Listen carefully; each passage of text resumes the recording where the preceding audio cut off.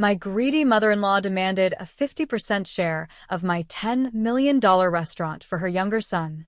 I refused because he was a college dropout with a reckless nature and a habit of wasting money. Enraged, they conspired to burn down my restaurant.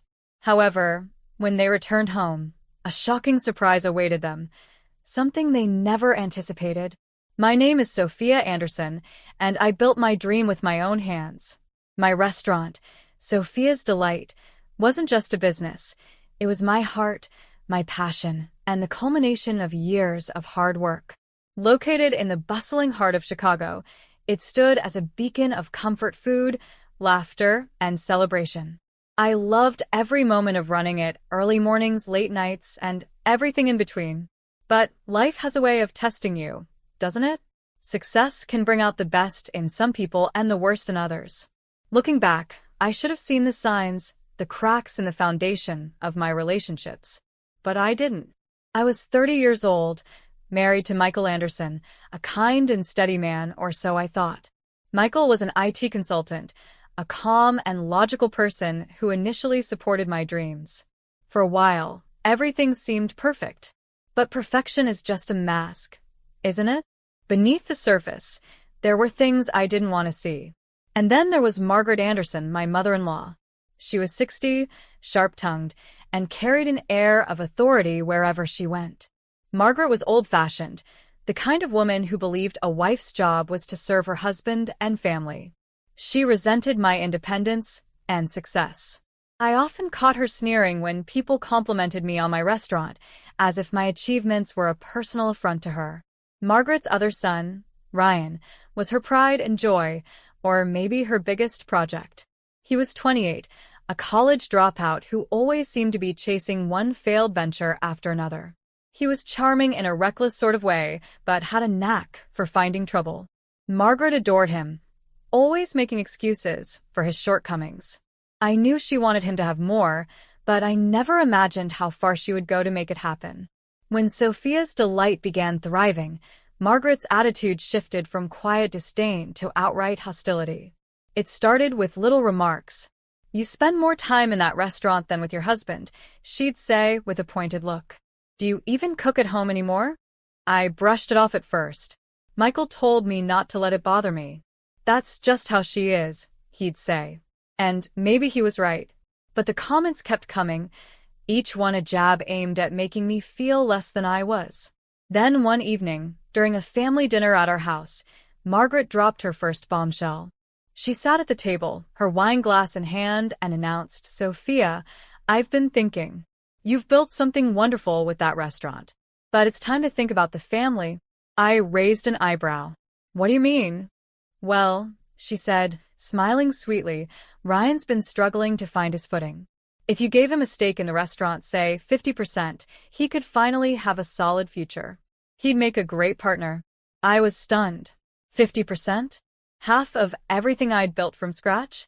I glanced at Michael, expecting him to step in, but he stayed silent, his eyes fixed on his plate. "Margaret," I said as calmly as I could, "I appreciate your concern for Ryan, but Sophia's Delight is my business. I can't just hand over half of it." Her smile faded, replaced by a hard, icy glare. "Family comes first, Sophia. You wouldn't even have that restaurant if it weren't for Michael's support." Her words cut deep, but I refused to back down. Michael supported me because he loves me, and I worked every day to make that restaurant what it is. Ryan's welcome to work hard and create something of his own. The tension at the table was unbearable. Ryan sat there smirking, as if this was some game to him. Margaret, however, was furious. I knew I'd crossed a line, but I wasn't about to compromise my principles. After that night, Margaret's hostility became more open. She stopped visiting the restaurant and made snide comments about me at every family gathering. Michael tried to mediate, but his attempts felt half-hearted. "She's just set in her ways," he'd say. "Give her time." But time only made things worse. Ryan started dropping by the restaurant uninvited, offering advice on how to run it better. I knew he was acting on Margaret's orders, testing the waters for another attempt to claim a share. I ignored him, focusing instead on expanding the menu, renovating the dining area and training my staff. Still, the strain was getting to me. I could feel it in my marriage. Michael and I argued more often. He began to echo Margaret's sentiments, telling me I was too focused on my career and not enough on the family. The love and partnership we once had started to feel like a distant memory. One afternoon, Margaret came to the restaurant unannounced. She walked in, her face a mask of false sweetness, and sat at a corner table. I reluctantly joined her. "Sophia," she began, "I don't know why you're being so difficult. Ryan needs this. We're family." I folded my arms. "And I've told you, Margaret, this isn't about being difficult. This is about what's fair. I built this business. I won't give it away." Her eyes narrowed. "You'll regret this." Something in her tone sent a chill down my spine. I tried to shake it off, but deep down I knew Margaret wasn't someone who took no for an answer. As I watched her leave that day, I couldn't help but feel that something was coming. Something I wasn't prepared for. And I was right. I should have trusted my instincts that day when Margaret left the restaurant with that chilling warning. There was something in her eyes, a mix of anger and determination, that unsettled me. But I had so much on my plate that I brushed it aside, convincing myself that her words were just empty threats. I should have known better. Margaret was not someone who made idle threats. Life moved on, or at least it seemed to. I threw myself into my work at Sophia's Delight, using the restaurant as both my sanctuary and my purpose. Despite the tension at home, I believed that if I worked hard enough, things would get better. But I was wrong. The storm was brewing, and it was about to hit me in ways I never imagined. The fire happened on a quiet Tuesday night, just after closing. I was at home, exhausted after a long day, when my phone rang. It was my head chef, Julia, her voice frantic. "Sophia, the restaurant, it's on fire." My heart stopped. "What?" "Are you sure?" "Yes." "The fire department's already there, but it looks bad. You need to come right away." I don't even remember how I got there. The drive was a blur, my hands trembling as I gripped the steering wheel. When I arrived, I was met with chaos, fire trucks, flashing lights, and smoke billowing into the night sky. My restaurant, my dream, was engulfed in flames. I stood there, frozen, as firefighters worked tirelessly to control the blaze. Julia ran up to me, her face streaked with tears. "I'm so sorry, Sophia," she said. "I don't know how this happened, neither did I." All I knew was that the sight of Sophia's Delight burning felt like a dagger to my chest. It was as if everything I had worked for was being ripped away from me. The next few days were a whirlwind of devastation and confusion. The fire department conducted an investigation and confirmed what I had feared. It wasn't an accident. The fire had been deliberately set. Arson. The word alone made my stomach turn. Who would do such a thing? Why would anyone want to destroy something so precious to me? My mind raced with possibilities, but nothing made sense until I remembered Margaret's parting words. "You'll regret this." I didn't want to believe it, but a small, persistent voice in the back of my mind whispered that she was capable of it. Still, I needed proof. I couldn't let suspicion turn into accusation without evidence. As the investigation unfolded, I found myself haunted by anxiety and anger. Michael was no comfort. He tried to be supportive at first, but his patience wore thin as I became consumed by the search for answers. "Maybe you should just focus on rebuilding," he said one night as we sat in the living room. "Rebuilding?" I snapped. "Michael, someone burned down my restaurant. Don't you want to know who did it?" "Of course I do, but what good does obsessing over do? The insurance will cover the damages. Let it go, Sophia." I couldn't believe what I was hearing. Let it go? How could he be so dismissive? This wasn't just about the money. This was about betrayal, about someone deliberately trying to destroy my life. That conversation planted a seed of doubt in my mind about Michael. I began to wonder if he truly understood me anymore, or if he ever really had. Then came the breakthrough. The restaurant security cameras had survived the fire, and the footage was recoverable. I couldn't describe the mix of fear and determination I felt as I sat in front of the laptop, watching the recordings with the investigator. And there it was, the truth laid bare in black and white. The footage showed Margaret and Ryan sneaking into the restaurant late at night. They carried cans of gasoline, their movements swift and deliberate. Margaret, with her usual composure, directed Ryan as he poured the fuel around the dining area. Then, with a flick of a lighter, they set my dreams ablaze. I felt sick. My hands shook as I watched the flames roar to life on the screen. My own mother-in-law, my brother-in-law, they had done this to me. Armed with the evidence, I went to the police. Margaret and Ryan were arrested shortly after, their faces plastered across local news stations. The community was shocked. How could a mother and son stoop so low? But what hurt me the most was Michael's reaction. He wasn't angry at his mother or brother. Instead, he was angry at me. "This is what happens when you push people away," he said, his voice cold. "You've been so focused on that restaurant that you've forgotten about the family. If you had just listened to her." I couldn't let him finish. "Are you serious, Michael? You're blaming me for this? They burned down my restaurant. Your mother and brother committed a crime, and you're saying it's my fault." "I'm saying it didn't have to come to this," he shot back. "You could have handled things differently." I couldn't believe what I was hearing. The man I thought I could rely on, the man I loved, was defending them. It felt like another betrayal, one I wasn't prepared for. That night, I lay awake, replaying everything in my mind. The fire, the betrayal, Michael's words, it was all too much. I realized then that something had shifted between us, something I couldn't ignore. This wasn't just about Margaret or Ryan. This was about Michael too. He wasn't the man I thought he was, and I couldn't keep pretending otherwise. The fire had destroyed more than my restaurant. It had destroyed the foundation of my marriage. And deep down, I knew what I had to do. I never thought I'd reach a point where I'd question my entire marriage. Michael had been my rock, my partner, and the one person I thought I could lean on when the world turned against me. But the fire changed everything. It didn't just destroy Sophia's delight. It exposed cracks in my relationship that I could no longer ignore. After Margaret and Ryan's arrest, the days that followed were suffocating. I couldn't escape the whispers of betrayal or the judgmental stares from people in our community. But the worst part wasn't the external scrutiny. It was the cold, growing distance between Michael and me. At first, I thought he was in shock. After all, it couldn't have been easy for him to process the fact that his mother and brother were responsible for something so heinous.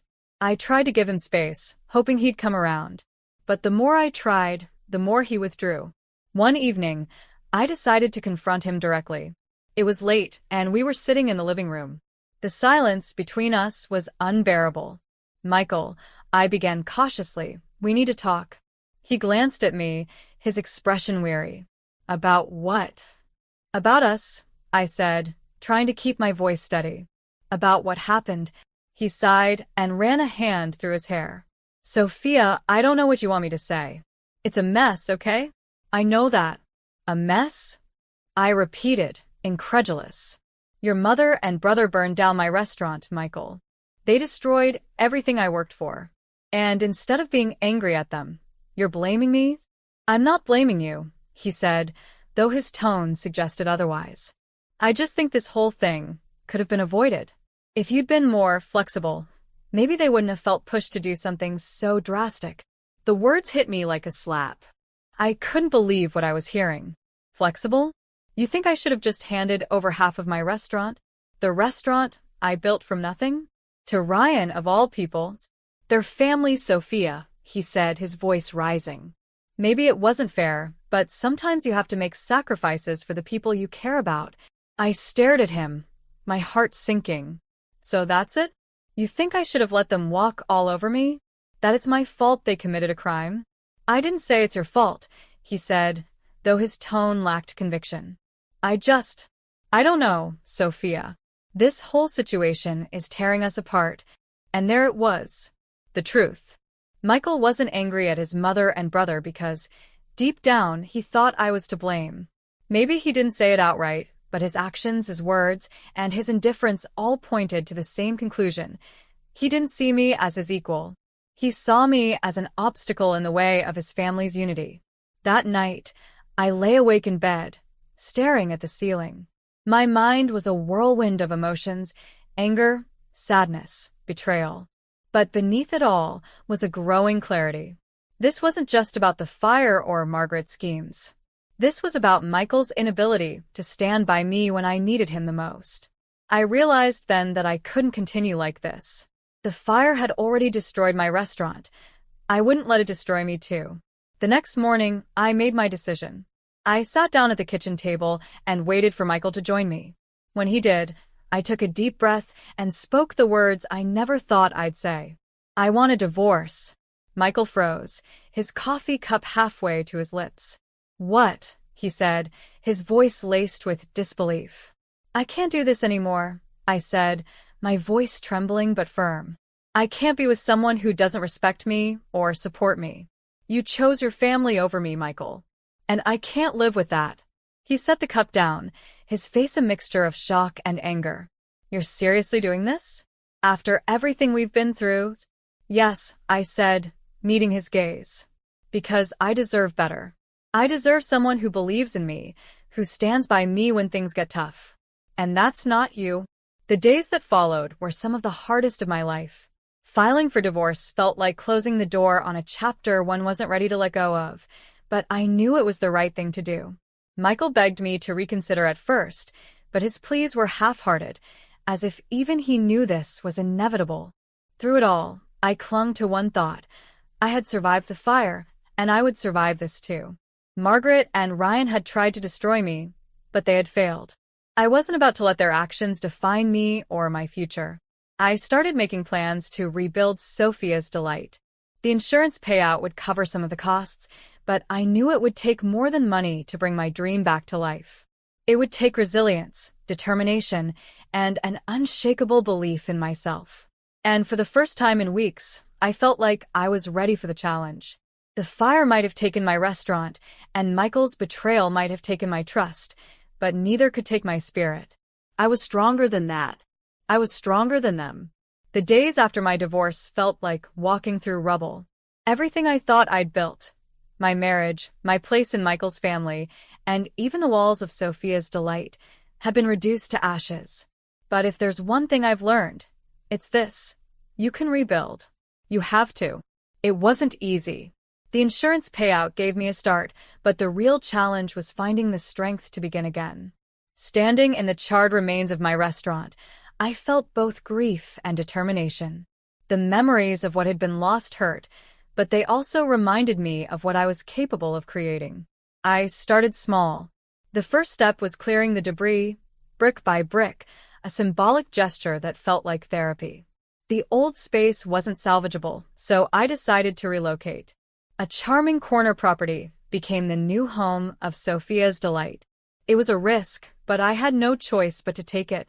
I was blessed to have people who believed in me. My head chef, Julia, was one of them. "You're stronger than this, Sophia," she told me. "And I'll be here every step of the way." Her words fueled me. Slowly, I rebuilt my team and worked tirelessly to bring my vision to life. I threw myself into every detail, choosing new furniture, redesigning the menu, and rebranding the restaurant. This wasn't just about reopening, it was about proving to myself that I could rise above everything that had been done to me. Meanwhile, news of Margaret and Ryan's arrest spread quickly. Their trial became a public spectacle, and I attended every court date, not for vengeance, but for closure. Watching them face the consequences of their actions was both painful and validating. Margaret, once so smug and self-assured, looked like a shadow of herself. Ryan, too, avoided my gaze, his charm replaced by shame. The court's ruling was swift. Both were convicted of arson and sentenced to prison. As the verdict was read, I felt a strange mix of emotions: relief, sadness, and even a twinge of pity. But most of all, I felt free. The reopening of Sophia's Delight was nothing short of magical. The new space felt fresh, vibrant, and alive. On opening night, the dining room was packed with loyal customers and new faces alike. The support from the community was overwhelming. Many people had followed my story and admired my resilience. I realized then that I hadn't just rebuilt a restaurant. I'd rebuilt myself. Michael didn't show up that night, and I didn't expect him to. We hadn't spoken since the divorce was finalized. I heard he'd moved out of Chicago, unable to face the fallout of his family's actions. A part of me wished him well, but another part knew I was better off without him. As I stood in the middle of the bustling dining room, watching happy customers enjoy the fruits of my labor, I felt an overwhelming sense of peace. Yes, I had been betrayed by Margaret, Ryan, and even Michael in his own way. But their betrayal didn't define me. My resilience did. This is my story, one of fire and ashes, of heartbreak and healing, and of strength and triumph. And if there's one thing I've learned, it's that no matter how much the world tries to break you, you can always rise again. Stronger, wiser, and unstoppable. My name is Ashley, and I never thought my life would change so dramatically in just 1 year. Looking back now, I can't help but laugh at how naive I was about what I thought was my perfect marriage. 4 years ago, at age 30, I married Robert. We seemed like the perfect match. I was climbing the corporate ladder as a project manager at Richardson Financial, while he was content with his position as a manager at TradeWorks. Unlike many of my colleagues' husbands who were constantly chasing promotions, Robert preferred a simpler life. He'd come home early, cook dinner, and we'd spend quiet evenings together. I earned more than him, but it never seemed to bother him. In fact, he seemed to enjoy having a successful wife. "Honey, I made your favorite pasta tonight," he'd say almost every Friday, greeting me with a kiss as I walked through the door, exhausted from another long week of meetings and deadlines. "You spoil me too much," I'd reply, breathing in the familiar scent of garlic and herbs that filled our rented house. We had our routines, our inside jokes, our shared dreams. We were saving for our own place, and the joint account kept growing steadily. We had already saved $200,000, not enough for our dream home yet, but we were getting there. "We'll have our own place soon," Robert would say, scrolling through real estate listings on his phone while we cuddled on the couch. "Just another year or two of saving." I'd nod, imagining our future together. We talked about having kids someday, but we both agreed to wait until we had our own place. Everything seemed so clear, so certain. Then came that Tuesday in March. I remember it perfectly because it was the day everything started to unravel, though I didn't know it yet. I was in the middle of presenting quarterly projections to the board when the room started spinning. The faces around the conference table blurred, and the last thing I heard was someone shouting my name before everything went black. I woke up in the emergency room, surrounded by concerned faces and the steady beep of monitors. A doctor with kind eyes and graying hair was standing by my bed, holding a clipboard. "Mrs. Parker," he said gently, "we need to run some additional tests, but the preliminary scan shows something concerning. There appears to be a mass in your brain." The word mass echoed in my head like a death sentence. I felt my world tilting again, but this time I remained conscious, painfully aware of every word that followed. "We'll need to do more extensive testing to determine if it's benign and if surgery is possible," the doctor continued. "I need to be honest with you, even if surgery is an option, there's a significant risk of long-term disability." I nodded mechanically, my mind already racing to Robert. How would he take this news? Would he stay by my side if I became disabled? We had promised in sickness and in health, but this was different. This was real. I took a cab home from the hospital that evening, my mind racing with how to break the news to Robert. When I opened our front door, I found him in the kitchen, humming while stirring something that smelled like beef stew. The normalcy of it all made my heart ache. "Robert," I called out softly, still standing in the doorway. "I need to tell you something." He turned around, wooden spoon in hand, and must have seen something in my face, because the smile immediately dropped from his. "What's wrong, Ash?" I told him everything, the fainting spell, the hospital, the tumor. His face grew increasingly pale as I spoke, but what happened next caught me completely off guard. "Will you be able to keep working?" he asked, setting down the spoon. "What happens if you have to quit? Do we have enough money?" I stood there, stunned. My husband had just learned I might be dying or face permanent disability, and his first concern was about money? About my ability to work? We have our savings, I managed to reply, trying to keep the hurt from my voice. It should be enough to get us through the initial period. We can figure out the rest later. Right, he nodded, running his hands through his hair. The savings. Okay. The next few weeks were a blur of doctor's appointments and tests. I tried to maintain my normal work schedule, but it became increasingly difficult. The headaches were getting worse, and some days I could barely focus on my computer screen. Ashley, you need to take some time off, my boss, Sarah Mitchell, finally said after finding me with my head in my hands one afternoon. We can arrange for 6 months of medical leave. Your health has to come first. I knew she was right, but being at home all day was harder than I expected. The walls seemed to close in on me as I lay on the couch, wondering if each day might be one of my last. Would I die? Would I survive but never be the same? The questions tormented me endlessly. And then there was Robert's changing behavior. He started coming home later and later, sometimes well past midnight. When I asked him about it, he'd always have the same response. I'm picking up extra shifts, Ash. We need the money for your treatment. You understand, right? I'd nod, too exhausted from my own fears to probe further. Sometimes I'd hear him on the phone in another room, speaking in hushed tones, but I told myself he was probably just dealing with work stuff. My mind was occupied with darker thoughts. What would happen if the tumor was malignant? If I survived but ended up paralyzed? Would Robert stick around to take care of a disabled wife? After weeks of trying to handle everything on my own, I finally broke down and called my mother. I'd been avoiding it, not wanting to worry her at her age. She'd had me late in life and was now in her 70s.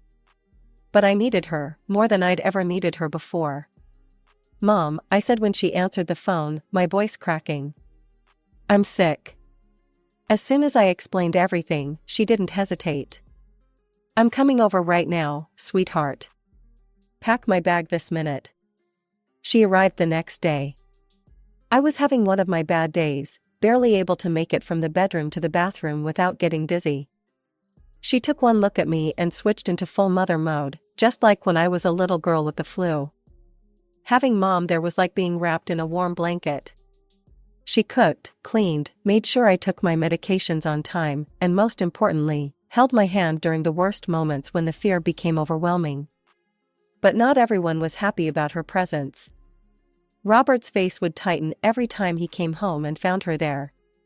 He'd force a smile and retreat to the bedroom, or suddenly remember work emails he had to send. Your mother doesn't have to stay here all the time, he said one night when we were alone. I can take care of you. But you're hardly ever home anymore, I pointed out. Because I'm working, he snapped, then immediately softened his tone. I'm working for us, Ash. Mom noticed the tension too. After 2 weeks, she announced she was heading home. You seem stronger now, sweetheart, she said, though I could tell she was reluctant to leave. But I'm just a phone call away if you need me. The next few weeks were a blur of medical tests and clinic visits. The house felt empty without Mom, and Robert was spending even more time away. But I forced myself to focus on my health, on getting through each day, on hoping for good news. Then finally, after what felt like an eternity, I got it. At my latest appointment, my doctor was actually smiling as he looked at my test results. Mrs. Parker, I have good news, he said, and I felt my heart skip a beat. The tumor is benign, and it's in a location where we can safely operate. The risk of complications is minimal. I burst into tears of relief. After all these weeks of uncertainty and fear, there was hope. Real hope. I couldn't wait to tell Robert, maybe now things could go back to normal. Maybe all his strange behavior had just been stress about my condition. I practically floated out of the hospital, already planning how I would tell him the good news. I decided to head straight home, hoping to catch him before he left for work. I quietly inserted my key into the lock, but before I could open the door fully, I heard his voice from inside. He was talking loudly on the phone, apparently not expecting anyone home at this hour.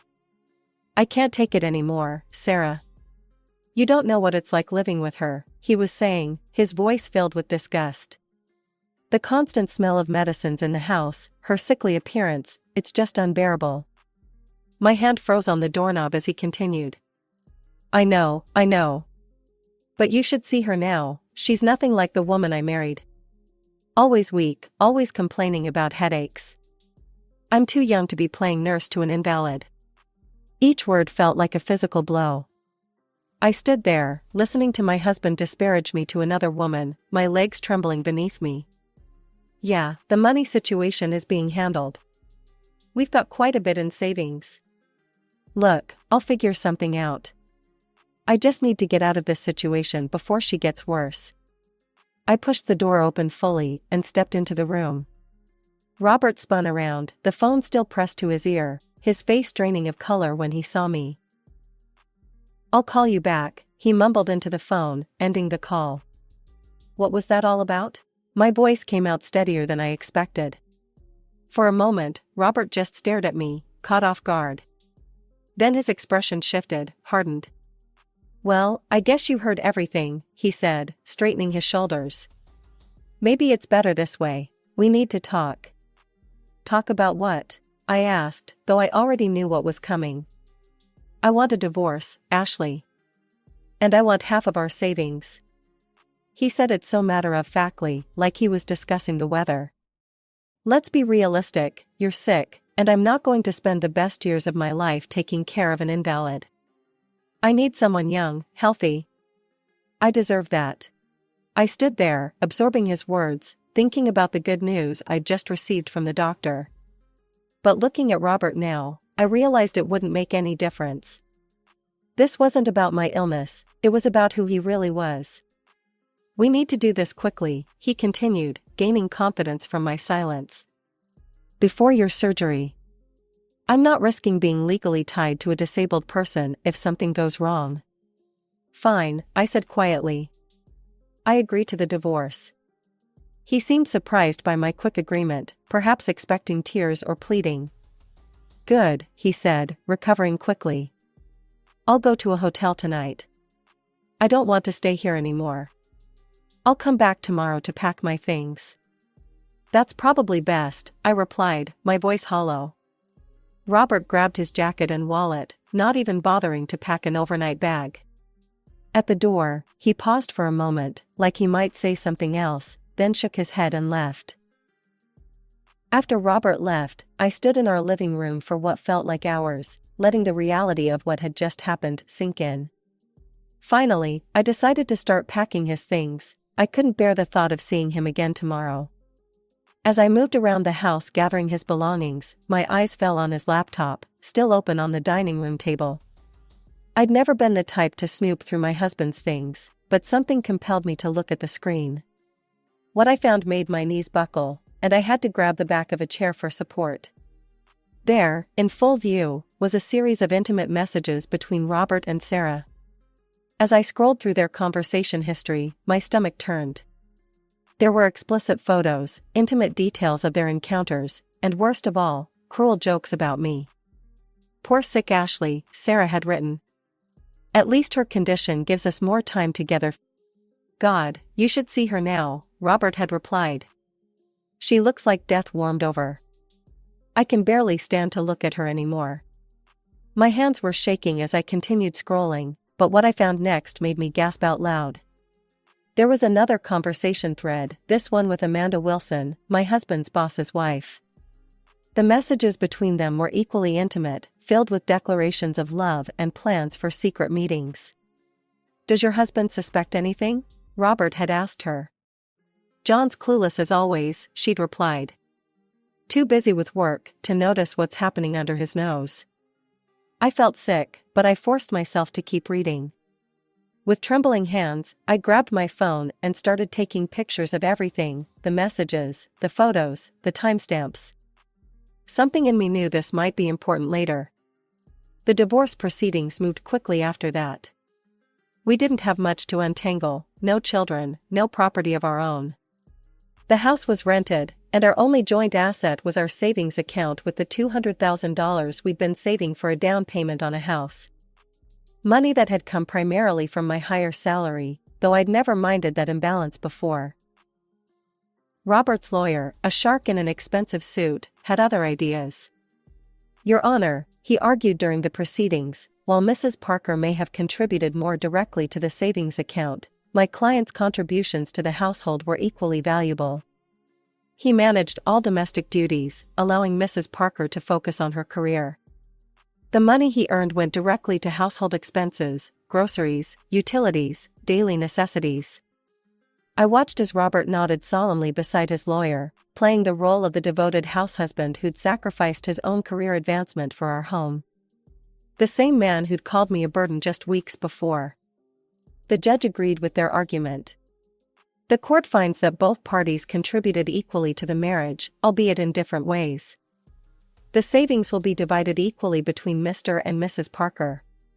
Just like that, half of our savings, $100,000, went to Robert.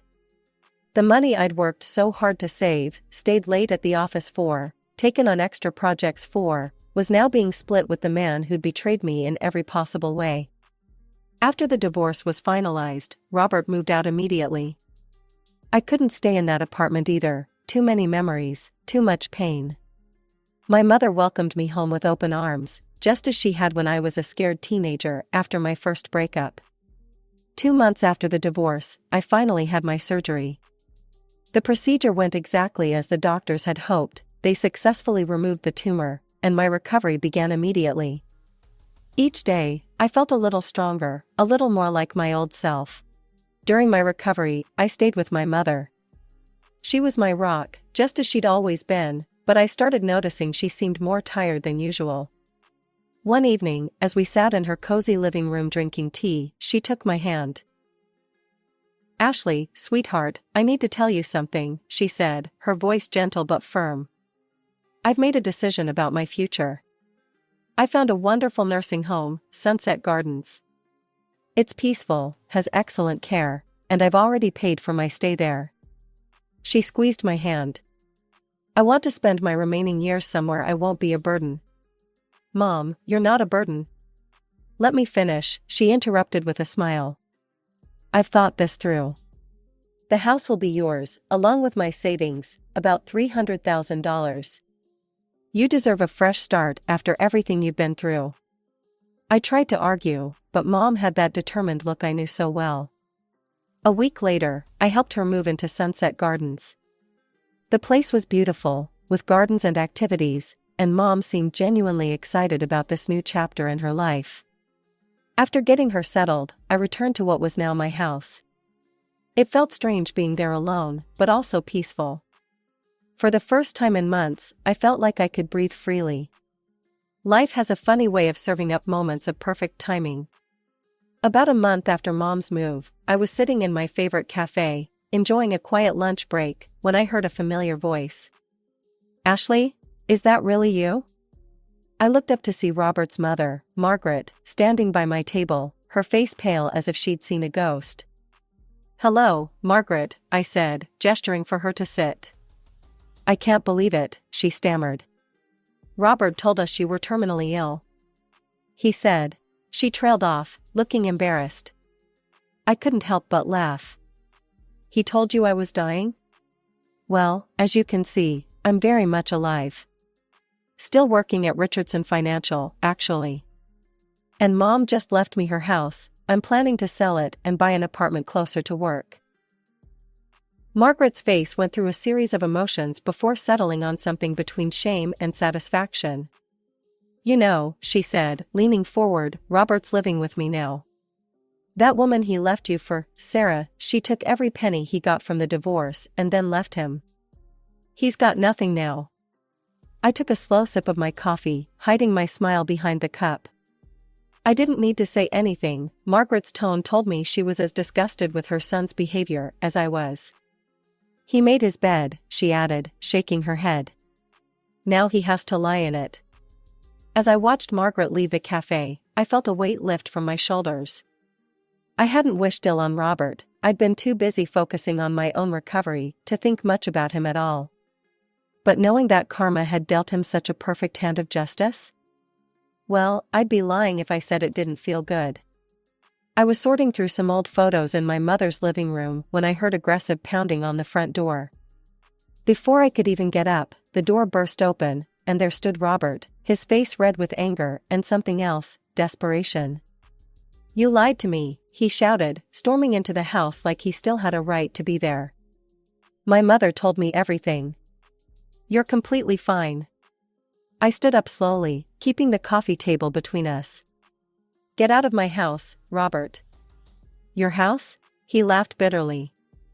"The house your mother conveniently left you after our divorce? Along with all that money?" He ran his hands through his hair, a gesture I once found endearing but now saw as theatrical. "Ashley, baby, I made a mistake. I was scared and stupid. I still love you. We can start over." "Love me?" I felt a cold anger rising in my chest. "You're a traitor, Robert. You abandoned me when I was sick. You cheated on me. I want nothing to do with you. Why didn't you tell me you were getting better?" he demanded. "Why didn't you tell me about your mother's plans to leave you all this?" His voice cracked with what he probably thought was emotion, but I recognized as greed. "You want to know why?" I stepped closer to him. "The day I found out my tumor was benign, the day I rushed home to tell you the good news, was the same day I heard you on the phone with your mistress, talking about what a burden I was." He had the decency to flinch at that, but recovered quickly. "That's not fair, Ashley. You deliberately hid your mother's inheritance from me during the divorce. Half of all this belongs to me by law." "No, it doesn't," I said firmly. "Mom left me this inheritance after our divorce was final. You have no claim to it." "Bullshit." He was shouting now, his face getting redder. "You knew this was coming. You and your mother planned this.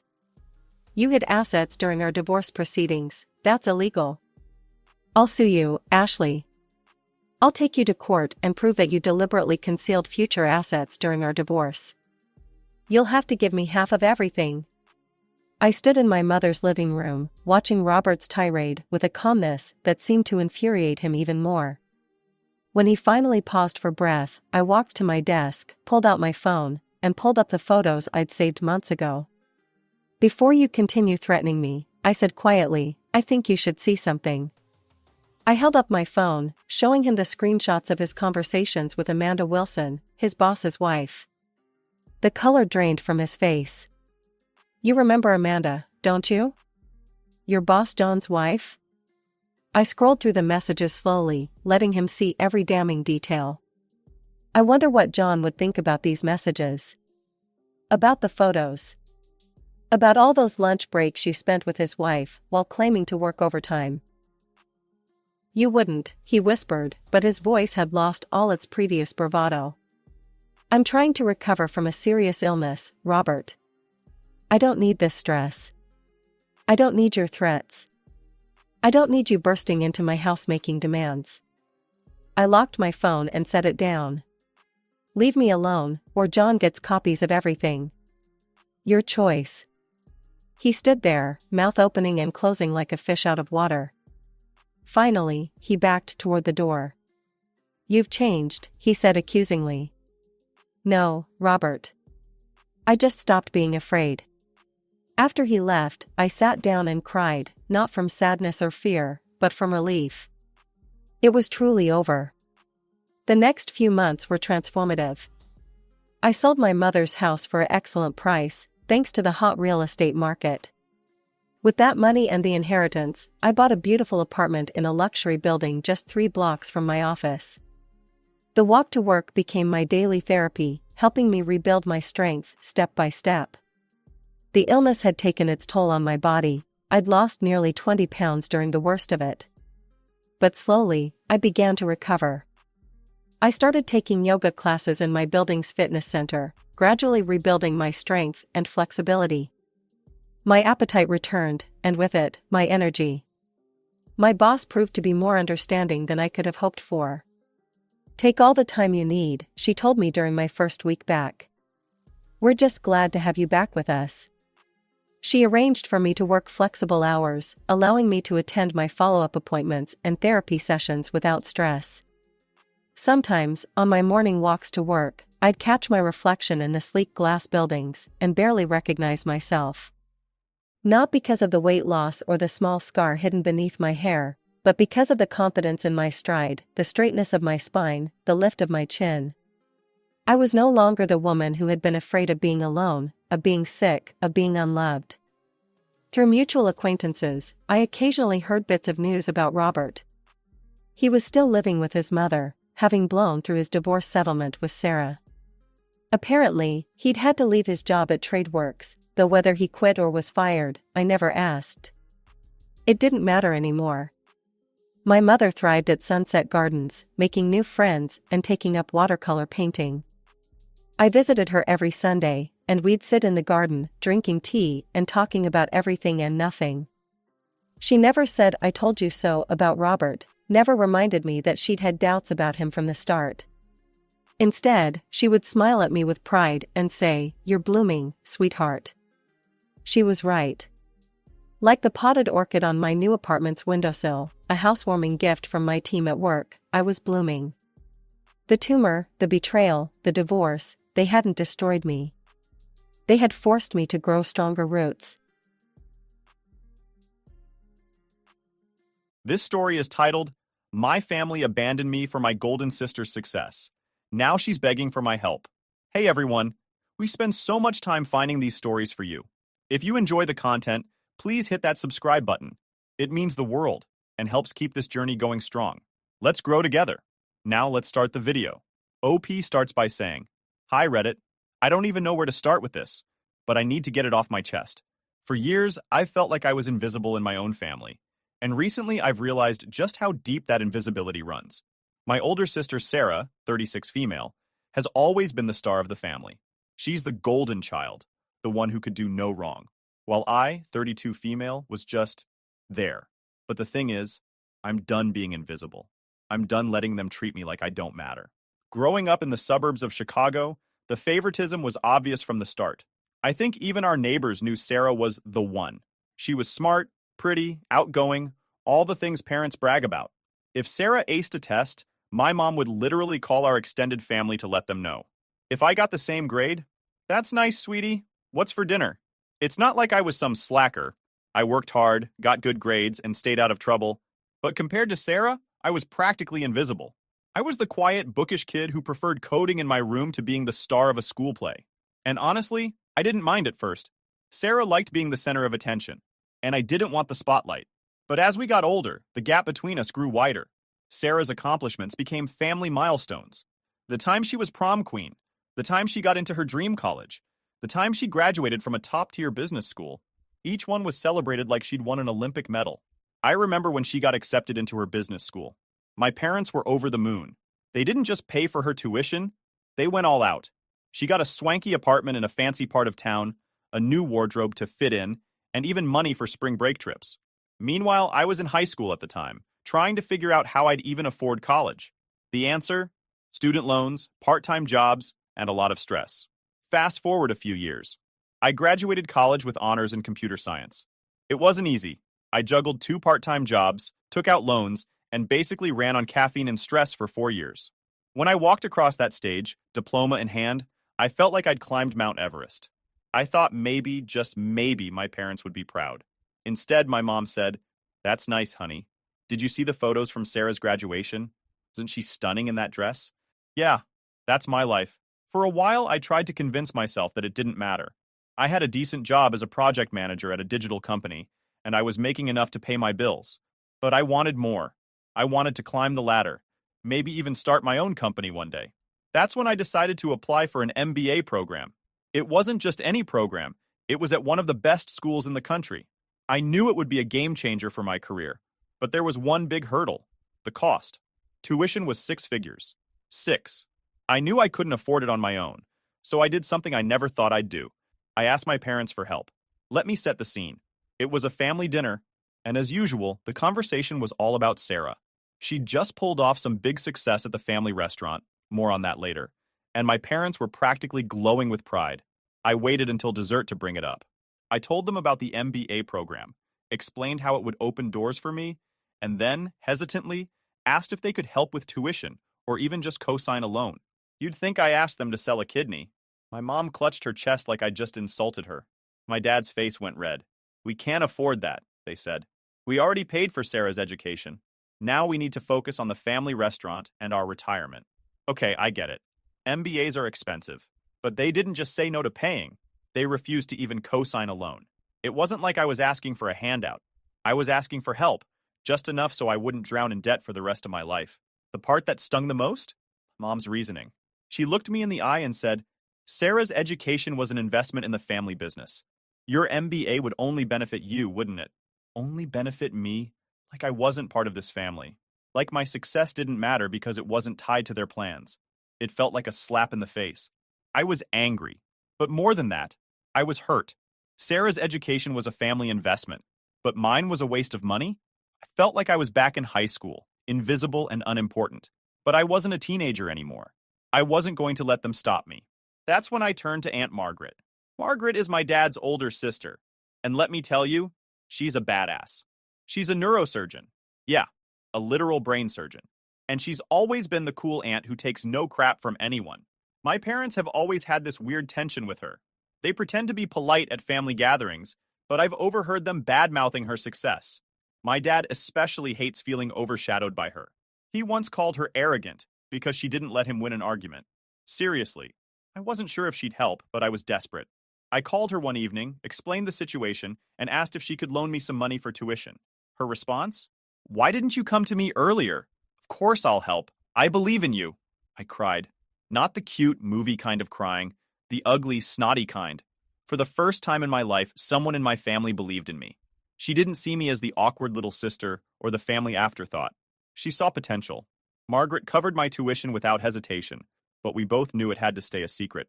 If my dad found out, he'd lose his mind. He'd see it as me going behind his back, and Sarah would probably make it her mission to ruin things. So we kept it quiet, and for a while, everything was fine. But secrets don't stay secrets for long. And when Sarah found out, everything I'd worked for came crashing down. Update 1 point. Hey Reddit, back again. So, after Aunt Margaret helped me with my MBA tuition, I thought the worst was behind me. My plan was to keep my head down, finish school, and prove to myself, and maybe a little to my family, that I was worth something. For a while, things were calm. Too calm in hindsight. I should have known it wouldn't last. I still don't know exactly how Sarah found out about the arrangement with Aunt Margaret. Maybe she overheard something. Maybe she snooped through my emails. Not a stretch. She was always the type to read over your shoulder when you were on your phone. Either way, she found out. And in true Sarah fashion, she didn't just confront me or talk to me like a normal person. Oh no, she went full nuclear. The night everything went down, I was coming home after a long day at work. I'd been busting my ass trying to keep up with my job while prepping for my MBA orientation. I was feeling good, excited even. For once, it felt like my life was moving in the right direction. As soon as I walked in the door, though, I knew something was wrong. The house was silent. Not the peaceful kind of quiet, but the tense, heavy kind. The air felt off, like the calm before a storm. My heart sank, but I tried to push the feeling aside. Maybe they're just tired, I told myself. Yeah, no. When I stepped into the living room, my blood ran cold. All my stuff, my books, my clothes, my bedding, was packed into boxes, just sitting there, like a giant neon sign saying you don't belong here anymore. I stared at the boxes, trying to process what I was seeing. Was this some kind of prank? Did I forget we were moving or something? Then I noticed Sarah. She was standing off to the side, arms crossed, with this smug, satisfied look on her face. My parents were sitting on the couch, their expressions a mix of anger and disappointment. What's going on? I asked, my voice shaky. My dad didn't waste any time. He grabbed a stack of papers from the coffee table and threw them at me. Explain this, he demanded. Confused, I picked up the papers and started flipping through them. At first, I didn't understand what I was looking at. Then it hit me. They were emails, fake emails, between me and Aunt Margaret. They made it look like I'd betrayed the family. According to these emails, I'd sold the family restaurant's trade secrets to Aunt Margaret in exchange for her paying my tuition. Recipes, supplier details, financial records, it was all there. I felt like I'd been punched in the stomach. The emails were completely fabricated. I'd never even seen half the stuff they were accusing me of sharing. And honestly, I didn't even have access to most of it. But you know who did? Sarah. It was obvious she doctored these emails. I mean, come on. She was the one working at the restaurant, not me. She had access to all the sensitive information. But my parents didn't care. They didn't even question it. Sarah handed them proof, and that was all they needed. This isn't real, I stammered. These emails, they're fake. I didn't do this. My mom was crying, and my dad looked like he was about to explode. We trusted you, he said, his voice shaking with anger. How could you betray us like this? I tried to explain, but they wouldn't listen. I begged them to look closer, to see the obvious signs that the emails were forged. But they didn't care. Sarah stood there, silent but smug, her arms still crossed. She didn't have to say a word. Her face said it all. She'd won. Pack your things and leave, my dad said, his voice cold and final. We won't have a traitor in this house. I looked at my mom, hoping, praying she'd stand up for me. But she just sat there, tears streaming down her face, shaking her head. She couldn't even look at me. Sarah, meanwhile, didn't bother hiding her satisfaction. She didn't just want me gone. She wanted me erased. That was it. My own family, the people who were supposed to love and support me, were throwing me out based on a pack of lies. I didn't know what to do. Part of me wanted to scream, to fight, to make them see the truth. But another part of me knew it was pointless. They'd made up their minds. In their eyes, I was guilty, and nothing I said would change that. So I packed my car with the few boxes of belongings I had left. As I loaded up the last box, I noticed the neighbors peeking through their windows. They were probably wondering what kind of drama was going down. I felt humiliated, betrayed, and completely alone. Once I was in my car, I did the only thing I could think of. I called Aunt Margaret. I was crying so hard, I could barely get the words out. I told her everything. How Sarah had found out. How she'd forged the emails. How my parents had kicked me out without even giving me a chance to defend myself. Come to my place, Margaret said, her voice calm but firm. Right now. We'll figure this out together. I drove to her apartment that night, tears blurring my vision the whole way. When I got there, she hugged me so tightly, I thought I might break. For the first time that night, I felt safe. Like maybe, just maybe, I wasn't completely alone. The next few days were a blur. Margaret offered me a place to stay and assured me she'd still cover my tuition. She didn't care what my parents or Sarah thought. You have potential, she told me, and I'm not letting their pettiness get in the way of your future.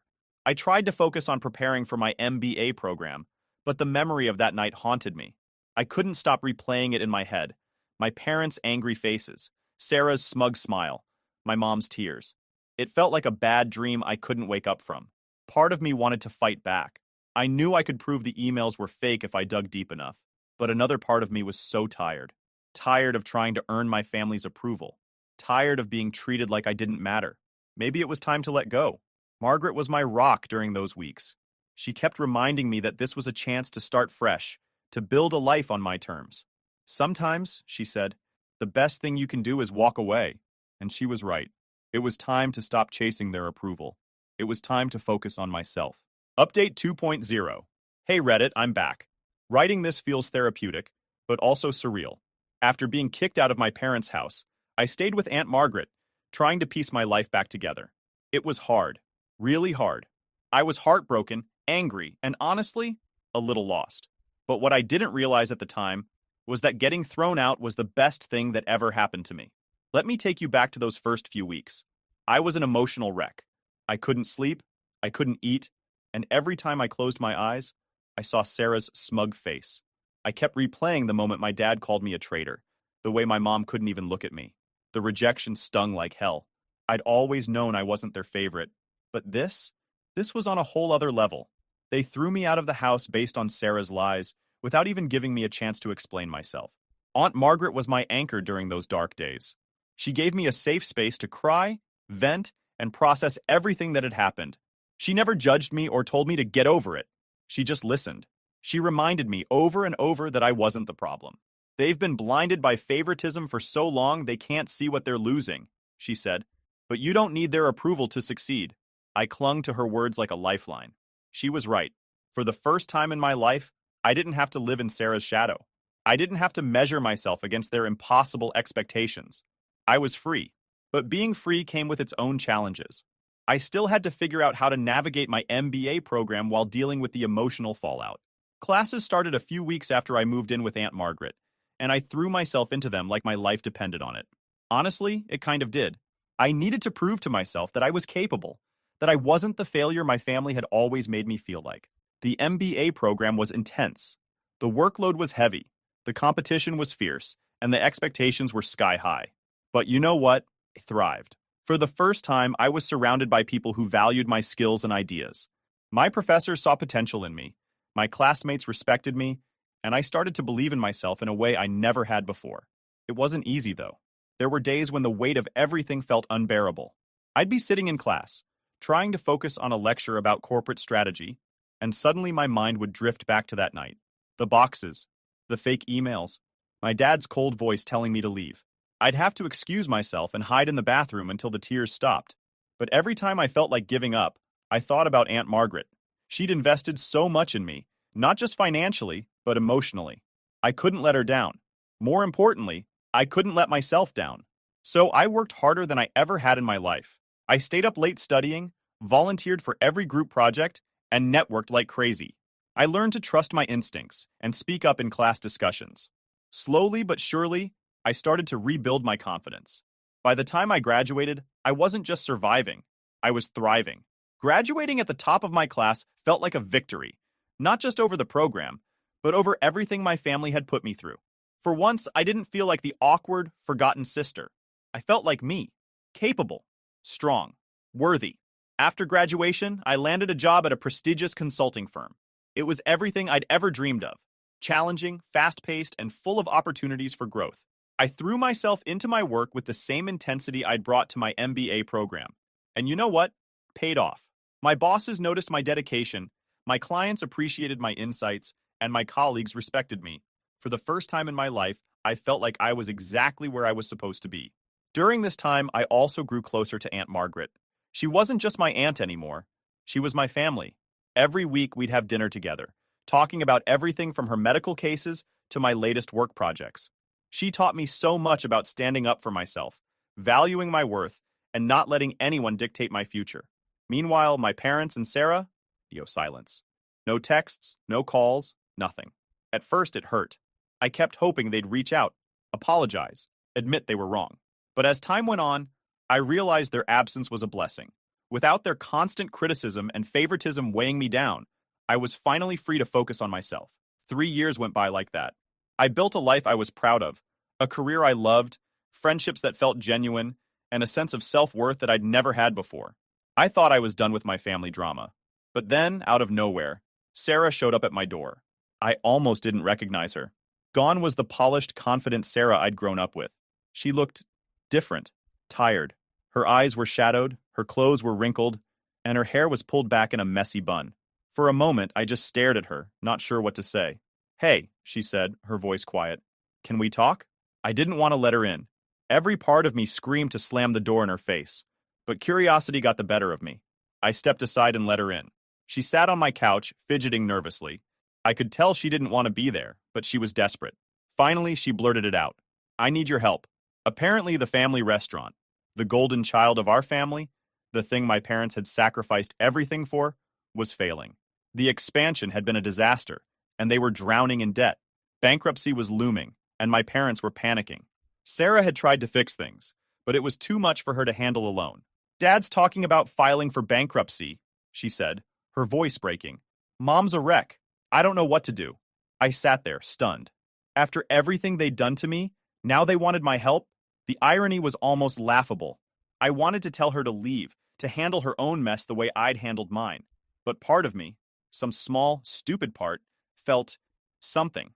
Not pity, exactly. Maybe obligation. Maybe curiosity. Maybe just the ghost of the bond we used to have as sisters. "What do you want from me?" I asked. She hesitated. "You're doing so well, with your MBA and your job. I was hoping you could, I don't know, help? Maybe give us some advice?" Or, she didn't finish the sentence, but I knew what she was really asking. She wanted money. They all did. I told her I'd think about it, but honestly, I was furious. After 3 years of silence, they only cared about me now because they needed something. And Sarah's half-assed apology? "I messed up. I'm sorry." It wasn't enough. Not even close. Reddit. I don't know what to do. Do I help them, or do I let them sink? Update 3. Hey Reddit, I'm back again. If you've been following along, you know how messy this situation has been. After 3 years of silence, Sarah came to my door asking for help. She looked nothing like the confident, put-together person I remembered. She was desperate, her words spilling out as if she was clinging to a lifeline. And honestly, I felt torn. When Sarah left that night, I was furious, confused, and a little sad. Part of me wanted to slam the door on her and everything she represented, the years of favoritism, the betrayal, the lies. But another part of me, a tiny voice buried under all the anger, couldn't help but feel something. I don't know if it was pity, obligation, or just the lingering bond of siblinghood. Whatever it was, it kept me from shutting her out completely. But then, just when I thought I had time to process it all, my parents showed up. Yup, you read that right. My parents showed up at my workplace. Let me set the scene. It was a normal afternoon at the office. I was in the middle of a meeting, presenting a strategy proposal to a client, when my assistant buzzed me. "There are 2 people in the lobby asking for you," she said. "They say they're your parents?" I froze. My parents hadn't contacted me in over 3 years. Not a single phone call, text, or email. And now they were here? At my office? My heart was racing as I excused myself and headed to the lobby. There they were. My dad, who once seemed larger than life, looked older and smaller somehow. His shoulders were hunched, and his face was lined with exhaustion. My mom, who always prided herself on looking polished, had gray hair that was pulled back in a messy bun. They looked defeated. "Can we talk?" my dad asked, his voice rough and low. I didn't want to have this conversation at work, so I took them to a coffee shop down the street. We sat in awkward silence, the weight of 3 years of estrangement hanging between us. I didn't say anything. I wanted them to speak first. My mom was the first to break the silence. "We were wrong," she said, her voice trembling. "We should never have kicked you out. We should have listened to you. We're sorry." I'd dreamed about this moment for years, my parents admitting they were wrong, apologizing for what they did. But now that it was happening, I felt nothing. No relief, no satisfaction, just a hollow emptiness. Maybe it was too little, too late. Then my dad spoke. "We want you to come home. We're going through a tough time, but we can get through it together as a family." That's when the truth started to come out. The restaurant wasn't just failing, it was a full-blown disaster. My parents had overextended themselves with the expansion, taking on massive loans they couldn't repay. They'd also been cutting corners to save money, which led to tax issues, health code violations, and even some shady supplier deals. Now they were on the verge of bankruptcy and facing potential legal trouble, and they wanted me to save them. "We need your help," my dad said. "With your business knowledge, your connections, you could help us turn things around." I sat there, stunned. The audacity of it all was overwhelming. They threw me out of their house based on fake emails. They didn't contact me for 3 years. And now, when they were desperate, they expected me to bail them out? "Let me get this straight," I said, struggling to keep my voice steady. "You kicked me out, believed Sarah's lies without question, didn't speak to me for 3 years. And now you want me to risk everything I've worked for to save you from your own mistakes?" My mom reached across the table to grab my hand, tears streaming down her face. "We know we don't deserve your help," she said, "but we're family. Families stick together." That word, family, hit me like a punch to the gut.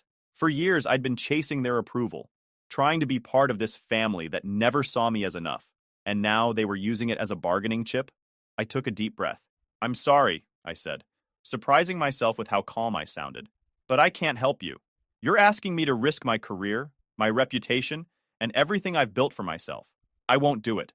The look on their faces was a mix of shock and anger. My dad's voice rose. "After everything we've done for you, this is how you repay us?"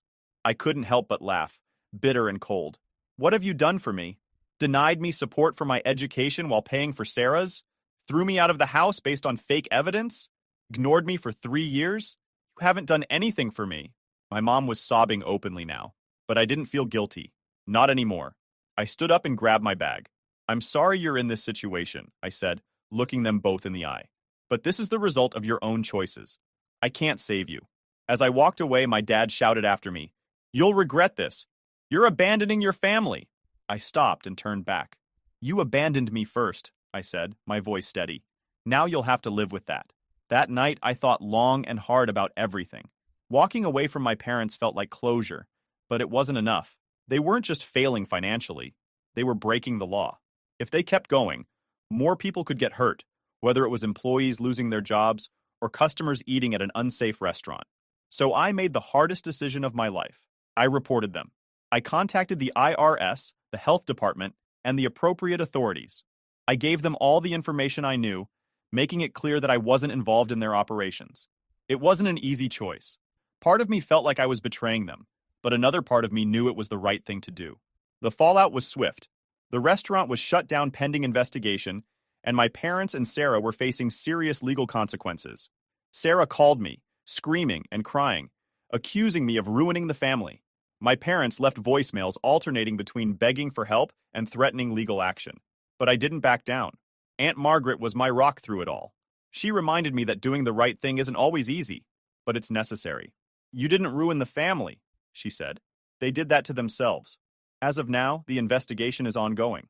My parents' world is crumbling, and Sarah is scrambling to pick up the pieces. But me? I'm finally free. Free from their manipulation, their favoritism, and their toxicity. I've built a life I'm proud of, a career I love, friendships that are genuine, and a sense of self-worth that doesn't rely on their approval. Thank you, Reddit, for listening, supporting, and helping me through this journey. Your kindness and advice have meant more to me than I can put into words. Here's to fresh starts, found families, and living life on our own terms. Cheers. I never imagined that a phone call could turn my life upside down, but that's exactly what happened. It was a crisp autumn afternoon in Chicago when I saw it was clear she had a hidden agenda. I just wanted to let you know, she said, her voice tinged with a hint of mockery. I'm sure you're busy with your modest life. I could almost hear her smirking through the phone. Her words stung, but I tried not to let it show. Thank you for letting me know. I'll make arrangements to come. It wasn't just her words that stung. It was the memories they dredged up. Growing up, Isabella was always the golden child. She had our father's favor and a certain charm that seemed to make everything fall into place for her. As for me, I was often left in the shadow. Even though I tried my best to excel, my efforts seemed to be overlooked. Isabella and I hadn't spoken much in years. After she had stolen David from me, I had cut ties with her and, by extension, with the rest of my family. It wasn't just about the betrayal. It was about how it highlighted the unequal treatment I had always felt. David Parker had been my fiancé. He was the love of my life, and we had a future planned together. That was until Isabella, with her manipulative charm, came into the picture. David had left me for her, and I had been devastated. It wasn't just a broken relationship. It was a betrayal that left scars. Our family had always been fractured. Our father, stern and unyielding, had favored Isabella for her resemblance to him. My mother, although caring, was often caught in the middle. She tried to show support, but it was clear that Isabella had always been the preferred child. I had chosen a different path after the breakup. I left my job as a school administrator to focus on raising my daughter, Lily. John, my husband, was a supportive tech executive who loved me for who I was. We had a cozy home in the suburbs and a life that, while modest, was filled with love. Lily, our 6-year-old daughter, was a bright spot in our lives. She had a passion for drawing and even had a popular YouTube channel where she shared her artwork with the world. Despite the success in my personal life, the call from Isabella brought back a wave of old emotions. The thought of returning to the family home for the funeral filled me with apprehension. I hadn't been there in years, and the memories were bittersweet. Our grandmother had always been a beacon of kindness in our family. She was the one person who had supported me unconditionally. Her death marked the end of an era, and now, with Isabella's call, it felt like I was being dragged back into a world I had tried to leave behind. I spent the next few days preparing for the trip. The thought of seeing Isabella again filled me with a mix of dread and anticipation. It was not just about the funeral. It was about facing the family dynamics that had shaped so much of my life. I couldn't shake the feeling that there was more to Isabella's call than just the announcement of our grandmother's passing. When the day of the funeral arrived, I found myself standing in front of the old family home. The house looked exactly as I remembered it, unchanged and yet somehow different. It was as if the walls held the echoes of our childhood, the echoes of laughter and fights, of dreams and disappointments. Inside, the atmosphere was heavy with grief and nostalgia. I saw familiar faces, some filled with sorrow and others marked by hidden agendas. As I moved through the crowd, I caught sight of Isabella, her eyes scanning the room with a practiced indifference. She was surrounded by people who seemed to hang on her every word, her charm as potent as ever. I watched her with a sense of unease. Despite the years and the distance, it felt like we were still locked in the same old struggle. Isabella's presence was a stark reminder of the family dynamics that had always been a part of my life. In the middle of the ceremony, as the eulogies were being delivered, Isabella managed to corner me. "Samantha," she said with a smile that didn't reach her eyes, "it's been a while." I forced a smile in return. "Yes, it has. How have you been?" "Oh, you know," she replied, her voice dripping with false sweetness. "Life has been interesting." I could sense the undercurrent in her words, the same old rivalry that had never truly faded. As I looked at her, I realized that this reunion was not just about mourning our grandmother. It was about confronting the past, the betrayals, and the choices that had shaped both of our lives. Little did I know that this encounter would set the stage for revelations that would challenge everything I thought I knew about my sister and our family. The days leading up to the funeral were filled with tension and unresolved feelings. I tried to focus on my family, John, Lily, and our daily routines, but it was impossible to ignore the looming reunion with Isabella and the family I had distanced myself from. The familiar, yet painful, echoes of the past were all too real. On the day of the funeral, the air was thick with grief and unresolved emotions. The family home was filled with relatives and acquaintances, all paying their respects. The house, with its worn charm, seemed to watch over us like an old friend holding secrets. The walls felt heavy with the weight of past arguments, laughter, and hidden truths. As I entered the living room, I felt Isabella's eyes on me. Her presence was as imposing as ever, her polished exterior masking the deep-seated rivalry that had always existed between us. It wasn't long before she approached me again, her smile now more genuine, but still carrying an edge. "I've been meaning to catch up," Isabella said, her voice carrying a note of curiosity. "It's been a while since we've had a chance to talk." I forced a smile, trying to keep my emotions in check. "Yes, it has. How have things been for you?" "Oh, you know," Isabella replied with a wave of her hand. "Busy. But good. I'm sure you've heard from the family about how things have been for me." I nodded, though I wasn't entirely sure what she was referring to. The last I had heard from our parents, Isabella was living a life of luxury in Los Angeles. The stories I heard seemed to paint a picture of success and perfection, but I knew better than to take them at face value. During the wake, Isabella made a point of flaunting her perceived success. She spoke of her life in Los Angeles, her upscale lifestyle, and her supposed achievements. It was as though she was trying to outshine everyone, to prove that her life was better than mine. I watched her with a mix of curiosity and irritation. I knew that beneath her confident facade lay a tangled web of lies and manipulations. It was hard to ignore how she spoke about David Parker, my former fiancé and now her ex-husband. Her casual mentions of him, her attempts to show how unaffected she was by their failed marriage, felt like salt in an old wound. David had once been the center of my world. We had been planning a future together until Isabella, with her cunning and charm, had stolen him away. The betrayal had left me heartbroken and disillusioned. Seeing Isabella flaunt her life so casually was a painful reminder of the hurt I had tried to move past.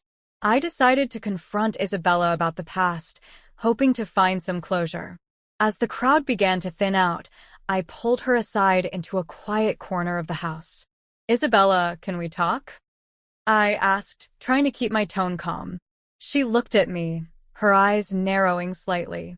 Of course. What's on your mind? I need to understand why, I said, struggling to keep my voice steady. Why did you have to take David from me?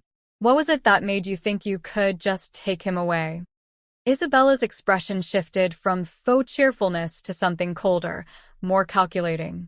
Samantha, it's not about taking anything. David and I had our own connection. You just didn't see it.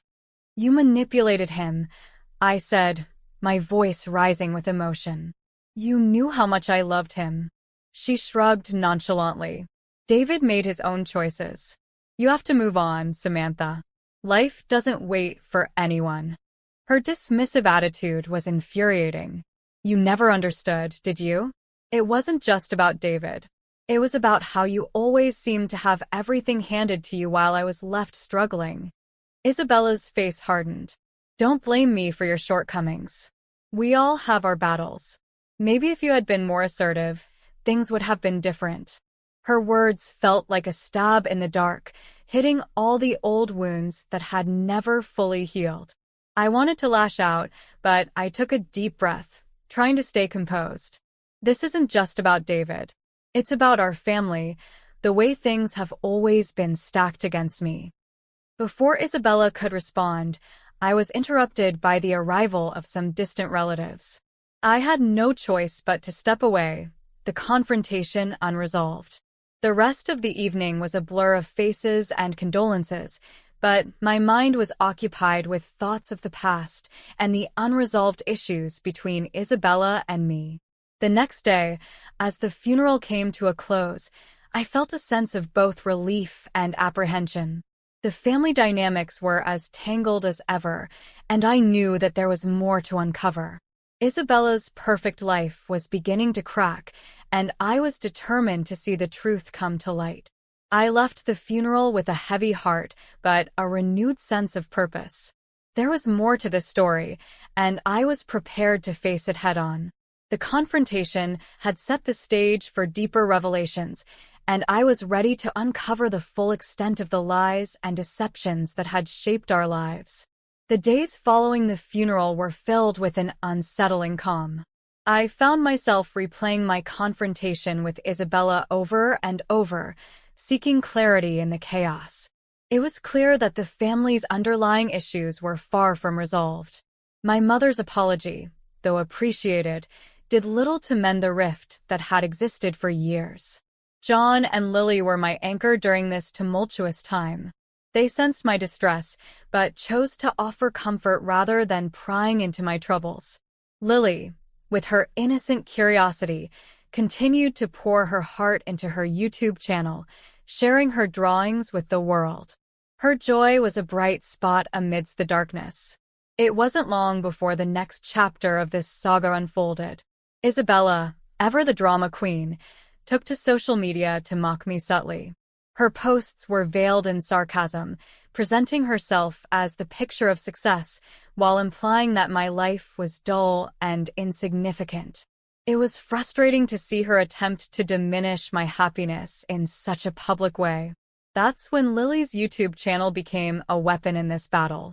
One evening, after a particularly cruel post from Isabella, Lily and I decided it was time to use her platform for more than just showcasing her drawings.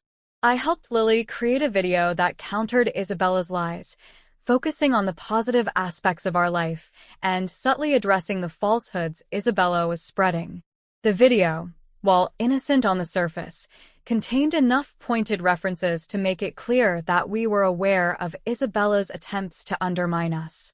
It quickly gained traction, and soon, the comment sections of both Lily's channel and Isabella's posts were flooded with reactions.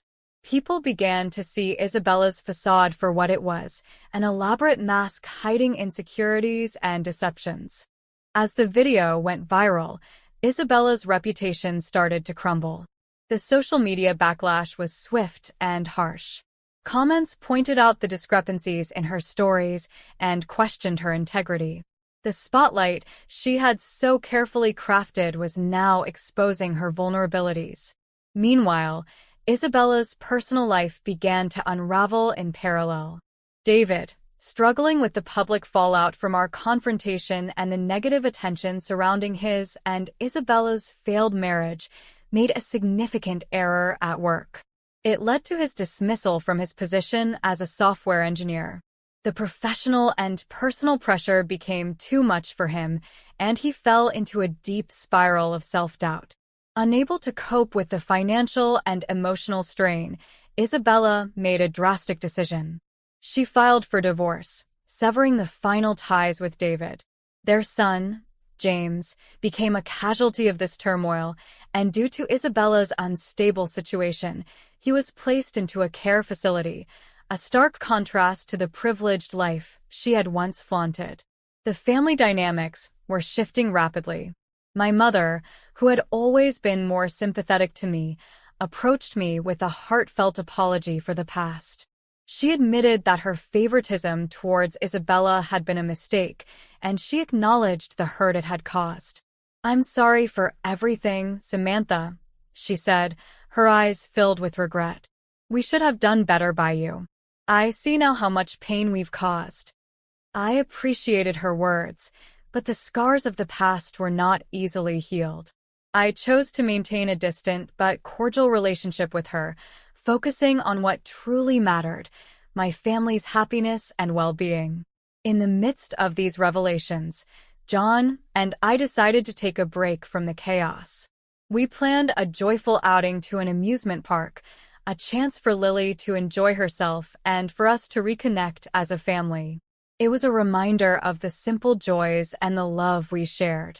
The trip was everything we needed, a day filled with laughter and bonding. It reinforced the strength of our family and highlighted the content life we had built together. It was a much-needed respite from the drama, and it reminded me of the importance of moving forward with love and support. As we enjoyed the day, I realized that while the past had its shadows, the future held the promise of light. With Isabella's downfall and the family's apologies, I felt a sense of closure. The journey was far from over, but for now, I could focus on cherishing the present and looking forward to a brighter future. The weeks after our trip to the amusement park brought a profound sense of calm. My life, once shaken by familial discord, was finding its equilibrium again. As I looked around at my little family, I realized how much we had grown through all the trials. Isabella's downfall was a hard pill to swallow, but it was a reminder of the destructive power of envy and manipulation. Her failed attempts to belittle my life had only served to bring her own downfall into the spotlight. The divorce, the loss of her son to a care facility, and her diminishing reputation were harsh consequences of the path she had chosen. David, once a part of my life and now a figure of past regrets, faced his own set of challenges. His dismissal from his job had left him struggling to find his footing. Yet, despite everything, there was a sense of detachment from my part. My focus had shifted entirely to my own family and the life we had worked so hard to build. John and I continued to nurture our relationship, finding strength in each other. Our daughter, Lily, thrived in her creative endeavors. Her YouTube channel remained a beacon of joy and positivity, helping to distract from the negativity that had surrounded us. Watching her grow and flourish was a constant reminder of what really mattered. One day, I received a letter from my mother. In it, she expressed her sorrow for the way things had unfolded and asked for forgiveness. Her apology was heartfelt, but I knew that mending our relationship would take time. I responded with kindness, acknowledging her regret while emphasizing the importance of moving forward. Our family dynamics had been altered permanently, but the experience had also brought clarity. My parents' favoritism towards Isabella and the subsequent fallout had taught me invaluable lessons about resilience and forgiveness. It was clear that healing from these wounds required more than just time. It required understanding and a willingness to let go of past grievances. In the quiet moments of reflection, I understood that the pain of the past had forged a stronger bond within my own family. John, Lily, and I were more connected than ever, and our shared experiences had deepened our appreciation for one another. We found solace in our daily routines and the small moments that brought us joy. As summer turned to fall, I began planning a new project, one that would honor the lessons learned and the family we had become. I started a community initiative focused on helping families navigate conflicts and build stronger relationships. It was a way to turn my experiences into something positive, offering support and guidance to others who might be facing similar challenges. Looking back, I saw how far we had come from those turbulent days. The confrontation at our grandmother's funeral, the subsequent revelations, and the social media battles had all led to a profound transformation. Isabella's story was a cautionary tale, but it was also a testament to the strength of my own resolve and the importance of moving forward with love. As I closed the final chapter of this story, I felt a sense of closure. The journey had been arduous, but it had also been enlightening. The road ahead was filled with promise, and I was ready to embrace it with an open heart.